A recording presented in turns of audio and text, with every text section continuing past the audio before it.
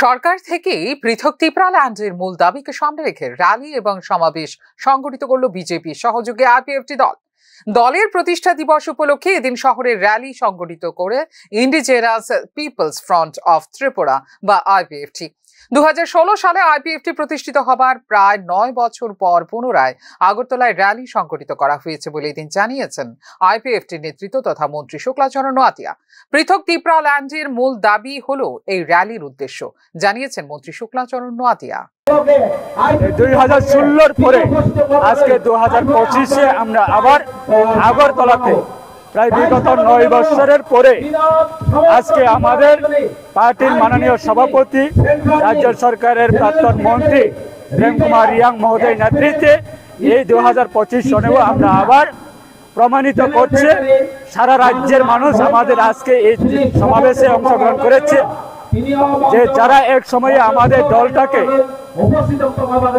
দুর্বলতা করার জন্য চেষ্টা করেছে, শুধু দল নয় আমাদের ত্রিপুরাল্যান্ড দাবিটাকে দুর্বলতা করার জন্য চেষ্টা করেছে।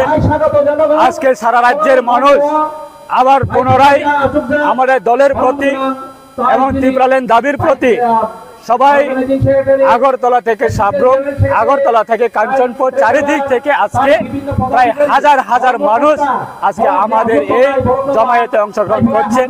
তাই আমার ব্যক্তিগত পক্ষ থেকে আমি অসংখ্য ধন্যবাদ। 2009 সালে কংগ্রেসের শাখা সংগঠন আইএনপিটি থেকে পৃথক হয়ে আত্মপ্রকাশ করেছিল উপজাতি রাজনৈতিক দল আইপিএফটি।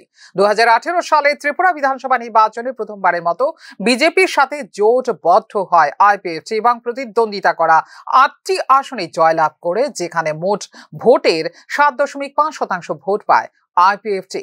পৃথক ত্রিপুরাল্যান্ড দাবি দীর্ঘদিন ধরে আইপিএফটির একটি কেন্দ্রীয় এজেন্ডা, যার মধ্য দিয়ে প্রাথমিকভাবে আদিবাসী সম্প্রদায়ের কাছ থেকে ব্যাপক সমর্থন পেয়েছিল এই আঞ্চলিক দলটি। তবে অভ্যন্তরীণ কোন্দল, শাসন চ্যালেঞ্জ এবং রাজনৈতিক প্রতিযোগিতার কারণে নিজেদের দুর্গ বজায় রাখতে গিয়ে বর্তমানে কঠিন লড়াইয়ের সম্মুখীন আইপিএফটি।